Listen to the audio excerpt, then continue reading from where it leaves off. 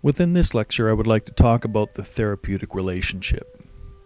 This means a healing relationship, and it is important here to recognize that simply being with the client and conducting yourself as a counselor in a specific way can have a healing effect, apart from any specific techniques that you may apply to the problem. Within this, we can draw from people like Carl Rogers and Abraham Maslow, where we can learn that people generally want to be better. That is the reason why they are in counseling to start with.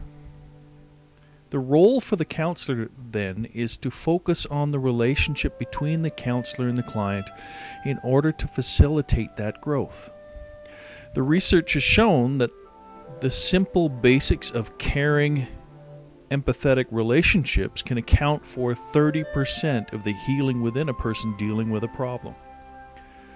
The role of the counselor is rooted in their ways of being and attitudes, not in techniques designed to do something to the client. That is, the attitude of the counselor, rather than their knowledge, theories, or techniques, are primary in facilitating change in the client. Basically, the counselors themselves are an instrument of change. When they encounter the client, their role is to be without roles. They do not get lost in a professional role. It is the therapist's attitude and belief in the inner resources of the client that creates the therapeutic climate of growth.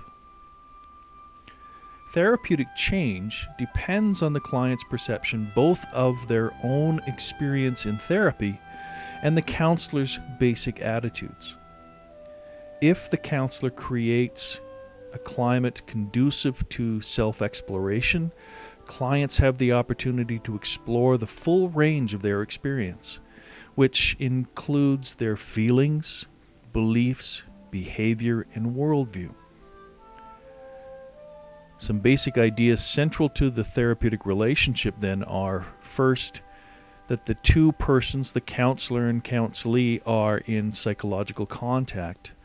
Within this, the client is anxious and vulnerable. The counselor is real, genuine, and provides a sense of calmness in the relationship. The counselor experiences unconditional positive regard for the client, a loving attitude of acceptance for the client as a person. The counselor also experiences an empathetic understanding of the client's internal frame of reference and endeavors to communicate this to the client. Finally, the communication to the client of the therapist's empathetic understanding and unconditional positive regard needs to be communicated. If these core therapeutic conditions exist over some period of time, constructive personality change will occur. The core conditions do not vary according to client type. Further, they are both necessary and sufficient for therapeutic change to occur. It is a way of being and a shared journey that forms within the therapeutic relationship. So again, what are these key factors?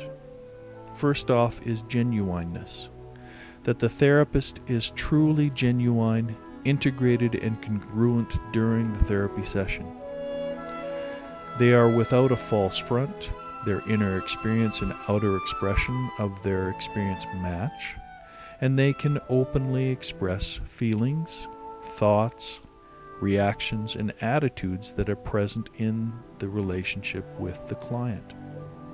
This communication is done with careful reflection and considered judgment on the therapist's part.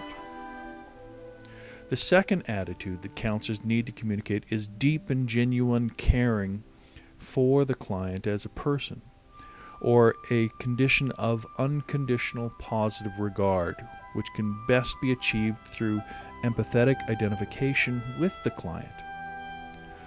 The caring is non-possessive, and is not contaminated by evaluation or judgment of the client's feelings, their thoughts, and behaviors as good or bad. Therapists value and warmly accept clients without placing stipulations on their acceptance. It is not an attitude of I'll accept you when. Rather, it is one of I'll accept you as you are. Counselors communicate through their behavior that they value their clients as they are, and that clients are free to have feelings and experiences. It is also important to have an accurate empathic understanding. One of the main tasks of the counselor is to understand clients' experience and feelings, and to be sensitive and accurate within this, revealing a moment-to-moment interaction which happens during the therapy session. The counselor strives to sense the client's subjective experience, particularly in the here and now.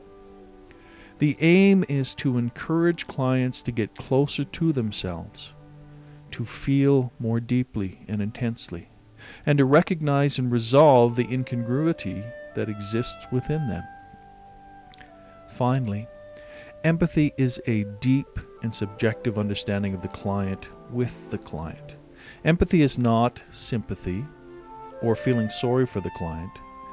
Therapists are able to share the client's subjective world by drawing from their own experience that they may have that's similar to the client's feelings. Yet the therapist must not lose their own separateness. So the counselor must pay attention to emotionally focused empathy that helps the client to pay attention to and value their experiencing, to process their experiences both cognitively and bodily, to view prior experiences in new ways, and to increase their confidence in making choices and in pursuing a course of action.